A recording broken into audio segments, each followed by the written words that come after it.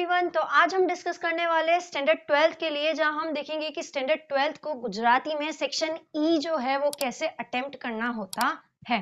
जहां पे section E में सबसे पहले आपका क्वेश्चन आता है, क्वेश्चन नंबर 67, विचार विस्तार। अब हेडिंग पढ़ के हम कंक्लूड कर सकते हैं ना कि विचार करीने विस्ताરમાં લખવાનું છે। विचार विस्तार के कुछ नियम मैंने लिखे हैं कि कैसे उसे अटेम्प्ट करना चाहिए। अब सबसे पहले तीनों पैराग्राफ कैसे लिखना चाहिए, तीन नहीं तो 2 पैराग्राफ भी आप लिख सकते हो, लेकिन लिखना कैसे चाहिए एक्चुअल में विचार विस्तार को, सही तरीका क्या है, वही जो है हम इस टॉपिक में डिस्कस करने वाले हैं। अब सबसे पहले आपको इसमें 2 पंक्तियां दी जाएगी, या तो एक पंक्ति जो आपको सही लगे दोनों में से वो आप लिख सकते हो, दोनों और के ऑप्शन में होगी, फर्स्ट वाली या फिर सेकेंड वाली। आपको दोनों में से जो समझ आ रही है आपको वही चूज करना है। अब समटाइम्स ना ऐसा भी होता है कि जो विचार विस्तार जो हमको दोनों पंक्तियां दी जाती है, ठीक है, वो भी हमें समझ नहीं आती है, तो उसके अंदर क्या ट्रिक लगाना है। हमेशा विचार विस्तार है ना, फर्स्ट लाइन दी हुई होगी, ठीक है, और उसकी ठीक सेकेंड लाइन जो होगी ना वो उसके अपोजिट में होगी। फर्स्ट लाइन का ठीक अपोजिट होगा सेकेंड लाइन में, तो फर्स्ट लाइन में हमें अंडरलाइन कर लेना है कि क्या कहने चाह रहे हैं, और सेकेंड लाइन में भी हमें अंडरलाइन कर देना है कि क्या कहना चाह रहे हैं और किसका अपोजिट वर्ड क्या है। तो इससे जो है हम पंक्ति का मीनिंग समझ पाएंगे कि एक्चुअल में विचार विस्तार कहना क्या चाहता है हमें। और अगर उससे भी हमें नहीं समझ में आ रहा हो तो पूरी पंक्ति हमें 1-2 बार पढ़नी है और उससे समझना है। अब ऐसा तो नहीं है कि पूरी पंक्ति में जो है कुछ ऐसे वर्ड्स होंगे जो हमने कभी सुने ही ना हो, जो हमने कभी बोले ही ना हो और देखे ही ना हो।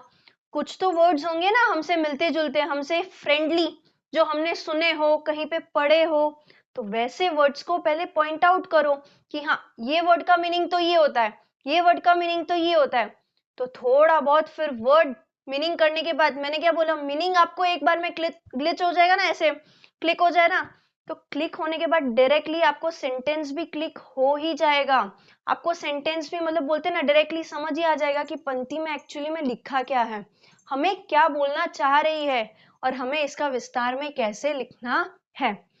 यही ट्रिक अपनानी है आपको विचार विस्तार में। पहले तो या तो फिर दोनों अपोजिट दी होगी, पहली लाइन और उसका ठीक अपोजिट सेकेंड लाइन, या तो फिर दोनों वर्ड्स आपको समझ में नहीं आ रहे कि क्या किसका अपोजिट है, तो फिर जो जो जाने पहचाने वर्ड्स हो उसको अंडरलाइन करके मीनिंग जानो, और मीनिंग जानने के बाद जो है उसे सेंटेंस में कर दो कि ये एक्चुअल में कहना क्या चाह रहे हैं। और ऐसा करोगे ना तो 101% आपको समझ ही आ जाएगा कि विचार विस्तार किसके ऊपर दिया हुआ है और हमें एक्चुअल में कहना क्या चाह रहे हैं। अब सबसे पहले विचार विस्तार को फर्स्ट पैराग्राफ आपको कैसे लिखते हैं, केंद्रवर्ती विचार, यानी कि एक्चुअल में विचार विस्तार का मीनिंग क्या दिया हुआ है, उसका जो केंद्रीय भाव है, एक्चुअल में जो उसका मीनिंग है फर्स्ट पैराग्राफ में जो आपको वही एक्सप्लेन करना होता है कि आ पंक्तिमा कहवा मांगे छे, का तो फिर हम ये ऐसे लिख सकते हैं कि आ पंक्तिमा कवि कहवा मांगे छे। अब इसमें लेखक मत लिखना, काव्य की पंक्तियां दी है तो फिर कवि यूज करेंगे ना हम। तो आ पंक्तिमा कवि शू कहवा मांगे छे, ये हमें अच्छे से विस्तार में लिखना है। नेक्स्ट, विस्तृत अर्थ अने लेखन, अच्छे से हमें पंक्ति को सेकंड पैराग्राफ में एक्सप्लेन करना है। फर्स्ट पैराग्राफ में दोनों पंक्तियां क्या कहना चाह रही है वो एक लाइन में हमें एक्सप्लेन कर देना है, और सेकंड पैराग्राफ में अच्छे से जो है उसका लेखन करना है। अब उसे लेखन अच्छे से हम कैसे करेंगे, विस्तृत में पूरा एकदम, वो होगा समटाइम्स कुछ कहवत भी हम यूज कर सकते हैं उसके रिलेटेड, रूढ़ि प्रयोग यूज कर सकते हैं कहवत या रूढ़ि प्रयोग, या फिर कुछ उदाहरण के द्वारा, कुछ एग्जाम्पल्स के द्वारा हम उसे एक्सप्लेन कर सकते हैं, या फिर समटाइम्स हमें कुछ ऐसे एग्जाम्पल्स पता हो कि जिसे बोलते हैं ना सब एकदम जाने माने ही है, हमारे सबको पता ही होगा, ये तो फैक्ट वाले एग्जाम्पल्स है, वैसे एग्जाम्पल्स हम डाल सकते हैं। या फिर हमें वैसे एग्जाम्पल्स नहीं आ रहे हैं तो हमारा दृष्टांत क्या है इस काव्य पंक्ति को लेके, हम कैसा एग्जाम्पल बना सकते हैं, है ना, वो सब हम सोच सकते हैं ना उस टाइम पे, इतना हमारे दिमाग में आना ही चाहिए। सेक्शन ई भी जो है थोड़ा टाइम कंज्यूमिंग होगा क्योंकि यहाँ पे आपको सोचना होगा कि आपको लिखना क्या है, तो मेक श्योर कि कंपो नहीं छूट जाए आपका ये निबंध लेखन। तो विचार विस्तार को भी ज्यादा से ज्यादा भी टाइम नहीं देना है, लेकिन इतना टाइम देना है कि विचार करके अच्छे से विस्तार में आप लिख पाओ। अब उदाहरण द्वारा या फिर कहावत या रूढ़ि प्रयोग, पंक्तियों के रिलेटेड क्या सूट होगा, कौन सी कहावत मैच हो रही है या फिर कौन सा रूढ़ि प्रयोग, कौन सा दो शब्द का रूढ़ि प्रयोग जो है वो मैच हो रहा है, वो हमें उस टाइम याद करना है। अब जो जो एकदम पक्के गुजराती होंगे ना, उन्हें तो कोई प्रॉब्लम नहीं आने वाली है, क्योंकि उनके मम्मी या फिर घर में दादा दादी ये सब कहावत हो या फिर रूढ़ि प्रयोग हो यूज करते ही होंगे। लेकिन जो नहीं है उनके लिए थोड़ी डिफिकल्टी आएगी, इसलिए बेस्ट है कहावत या रूढ़ि प्रयोग नहीं लिख पा रहे हो तो उदाहरण दो, एग्जाम्पल दो, जो आपकी ये विचार विस्तार को जो है एक्चुअल में दर्शा रहा हो, अच्छे से बता रहा हो कि कैसे लिखना चाहिए। और एट द एंड समापन, इसका एंड कैसे करना है, बेस्ट एंड होगा इसका कि आपको क्या लिखना चाहिए इसमें, कि भाई इसमें क्या आना चाहिए, एट द एंड में कंक्लूजन क्या होना चाहिए कि आपको इससे क्या सीख मिलती है या आपको इससे क्या पता चलता है विचार विस्तार से। अब मान लो आपका विचार विस्तार है किसी परिश्रम के बारे में, ठीक है, तो हमें यही लिखना चाहिए ना एट द एंड कि जो व्यक्ति परिश्रम नहीं करेगा, मेहनत नहीं करेगा, उसको अपनी लाइफ में कुछ नहीं मिलेगा। वो बोलते हैं ना बोध की तरह हमें लिखना है,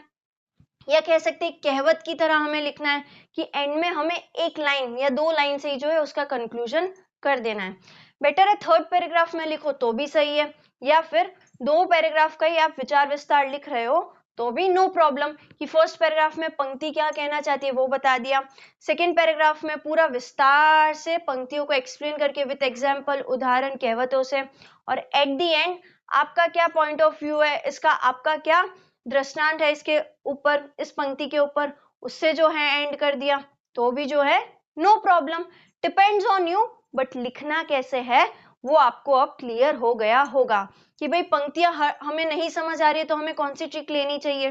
है ना। पंक्तियां हमें नहीं समझ आ रही है तो ऐसे छोड़ नहीं देना है, क्वेश्चन को समझने की कोशिश करना है, एटलीस्ट 5 मिनट्स तो देना ही है हमें उसमें, 5 to 2 minutes, not more than that. 2 से 3 मिनट या फिर 2 से 5 मिनट बहुत है, उससे ज्यादा विचार विस्तार में ज्यादा विचार विस्तार मत कर देना, नहीं तो आपके विचार के चक्कर में विस्तार नहीं कर पाओगे अच्छे से। और यहाँ पे जो है ये टॉपिक आपका खत्म होता है कि विचार विस्तार आपको कैसे अटेम्प्ट करना है। नेक्स्ट आता है अहवाल लेखन, गुजराती में अहवाल लेखन, और अगर इंग्लिश में बोलूँ तो रिपोर्ट राइटिंग। और इंग्लिश में ही हमने रिपोर्ट राइटिंग कैसे लिखते हैं उसके हमें नियम पता है कि रिपोर्ट राइटिंग यानी कि जो पास्ट में हुआ हो चुका हो, और उस इंसिडेंट को एज इट इज हमें लिखना होता है विदाउट हमारी अजम्पशन के, हमारे पीओवी से, हमारे पीओवी नहीं देने उसमें, जैसा जो इंसिडेंट हुआ उसे अज्यूम करना है और लिखना है।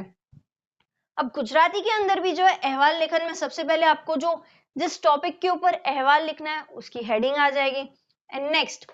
जो प्लेस है वो हमें मेंशन कर देना है, प्लेस यानी कि सिटी मेंशन कर देनी है गुजराती में, एंड नेक्स्ट आ जाएगी डेट, जिस दिन हम ये अहवाल, जिस दिन हम ये रिपोर्ट लिख रहे हैं। और सेम फर्स्ट पैराग्राफ में किस चीज के बारे में लिख रहे हो आप ये अहवाल वो आ जानी चाहिए, और ये इंसिडेंट जो है वो कौन सी डेट को हुआ था वो लिख देना है। और सेकेंड पैराग्राफ में आ जाएगा उस दिन क्या क्या हुआ था, क्या क्या हुआ था सेकेंड पैराग्राफ में और कैसे कैसे हुआ था, और एट द एंड उस इंसिडेंट में क्या हुआ था, और वैसे ही जो है हमारा अहवाल लेखन खत्म हो जाएगा। मेक श्योर अहवाल जो है 1 पेज का ही रखना, या फिर ज्यादा से ज्यादा 1.5 page, not more than that. अहवाल जो है 1 पेज का हो तो भी बहुत है, एक इंसिडेंट को आप कितना खींचोगे, है ना, सोचने की भी सीमा होती है ना, एक लिमिट होती है ना, तो मेक श्योर अहवाल में 1 पेज हो या फिर 1.5 पेज हो, नॉट मोर देन दैट, कि ऐसा नहीं है कि 5 मार्क में पूछा है तो हम 2 पेज लिख दे, नहीं, उतना टाइम भी नहीं होगा और ये आपके लिए टाइम कंज्यूमिंग भी हो जाएगा, एट द एंड निबंध के लिए आपको टाइम नहीं मिलेगा। सो बेटर है 1 पेज इनफ है, या फिर ज्यादा से ज्यादा 1.5 पेज इनफ है, क्योंकि मैंने जैसे कहा एक इंसिडेंट को हमें ज्यादा स्ट्रेच भी नहीं कर देना है, एज इट इज जो हुआ अजम करो, सोचो और लिखो कि पहले पैराग्राफ में कब हुआ, कौन सी डेट को हुआ, क्या क्या हुआ वो मेंशन कर दो, और लास्ट में एंड कर दो कि उस टाइम पे उस इंसिडेंट का एंड कैसे हो गया था। बस यहाँ पे आपका अहवाल लेखन जो है फिनिश हो जाता है। नेक्स्ट निबंध लेखन। अब निबंध लेखन एक्सप्लेन। अब निबंध लेखन भी सेम जैसे इंग्लिश में हमने डिस्कस किया था कि क्या क्या रूल्स हमें फॉलो करने चाहिए। अब इन तीनों का ना एक कॉमन रूल भी होता है, वो हम निबंध लेखन के बाद डिस्कस करेंगे। तीनों का कॉमन रूल क्या है? निबंध लेखन में आपको मुद्दे दे दिए जाएंगे, आपको लाइंस दे दी जाएगी, मुद्दे दे दिए जाएंगे, उसके ऊपर जो है आपको पैराग्राफ लिखना है। आपका जो लास्ट क्वेश्चन जो कि आता है 10 मार्क्स में निबंध लेखन, मेक श्योर उसमें 4 पेज होने चाहिए। अब उसमें 2 पेज लिखा हो या फिर 1 पेज लिखा हो या फिर जिनकी स्पीड स्लो है उनका छूट गया हो तो 10 मार्क जाएंगे।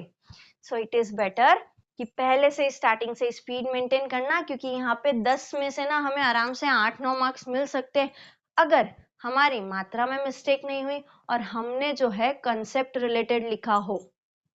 हमने जो है कॉन्सेप्ट रिलेटेड लिखा हो। और नेक्स्ट आपको फर्स्ट पैराग्राफ में कैसे लिखना होता है, इंट्रोडक्शन देना होता है कि किस टॉपिक के ऊपर आप लिख रहे हो, है ना। अब गुजराती में आपको ऑप्शंस दिए जाएंगे ना, अथवा ये तो फिर अथवा ये, तो 2 या फिर 3 ऑप्शन में आ सकते हैं, 2 या 3 टॉपिक्स के कॉम्पो निबंध, कि भाई ये लिखो या तो फिर ये टॉपिक लिखो। समटाइम्स 3 टॉपिक्स भी दे दे और उसमें से आपको चॉइस करनी पड़ेगी, किसी एक टॉपिक पे लिखो, है ना। और तीनों टॉपिक अगर देंगे तो आपको साथ साथ में उसके मुद्दे भी देंगे कि कौन से पैराग्राफ कहाँ से स्टार्ट होने चाहिए। लेकिन हमें तो पता ही है कि फर्स्ट पैराग्राफ इंट्रोडक्शन से स्टार्ट होता है, नेक्स्ट उसमें क्या क्या आना चाहिए वो जो है हम लिखेंगे कि भाई समटाइम्स इफेक्ट्स क्या हो रहे हैं उसके, या फिर उसकी इंपॉर्टेंस क्या है। और अगर मैं डिस्कस आपको एग्जांपल दूं वर्षा ऋतु के बारे में अगर आ रहा हो, इतना इजी आएगा तो नहीं बट जस्ट एग्जांपल एक्सप्लेन करने के लिए कि वर्षा ऋतु के बारे में आपको आ रहा हो, तो वर्षा ऋतु का सीजन कब स्टार्ट होता है, ठीक है, और सीजन कब स्टार्ट होता है और कब तक चलता है वो जो है हमारे इंट्रोडक्शन में आ जाना चाहिए। नेक्स्ट उसके बेनिफिट्स क्या हो रहे हैं या फिर उसके एडवांटेजेस डिसएडवांटेजेस क्या है, और साथ साथ में हमारा पीओवी क्या है इस वर्षा ऋतु को लेके, एट द एंड हम वही लिखेंगे। अब पूरा सेक्शन ई जो है यहाँ पे आपका खत्म हो जाता है। और मैंने जैसे कि कहा था तीनों टॉपिक्स के मेन रूल यही कि मात्रा में मिस्टेक नहीं होनी चाहिए, तीनों में। सेक्शन ई अटेम्प्ट कर रहे हो, सेक्शन ई ही नहीं चाहे वो सेक्शन डी ही क्यों ना हो, उसके लिए भी यही सेम रूल जाता है। पहले तो सेक्शन ई कि भाई मात्रा की मिस्टेक नहीं होनी चाहिए, साथ साथ में टॉपिक के बाहर का जो है वो आपको नहीं लिखना है। अब समटाइम्स आपने विचार विस्तार में कुछ और मीनिंग समझ लिया हो तो उसके अकॉर्डिंग आप फिर लिखना स्टार्ट कर दोगे ना, इसलिए बेटर है जो आपको ऑप्शन में है दोनों अच्छे से रीड करना, मिस्टेक होनी नहीं चाहिए और टॉपिक के बाहर लिखना नहीं है, टॉपिक के बाहर जाना ही नहीं चाहिए हमारा। और साथ साथ में इधर भी निबंध लेखन में भी टॉपिक के बाहर मत चले जाना, और विचार विस्तार में भी जो टॉपिक दिया है उसके रिलेटेड लिखना, टॉपिक से बाहर नहीं जाना है। फर्स्ट हमने देख लिया कि मात्रा की मिस्टेक नहीं होनी चाहिए, अच्छे से लिखो, जोड़नी में मिस्टेक नहीं होनी चाहिए आपकी,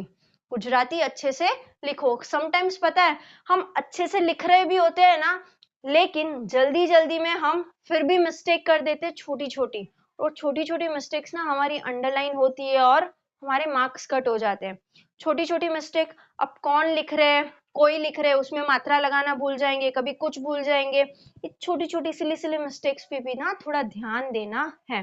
कि हम जो है लिखने के टाइम पे सही लिख रहे हैं फिर भी मिस्टेक कर रहे हैं, टॉपिक से बाहर हमें जाना नहीं है।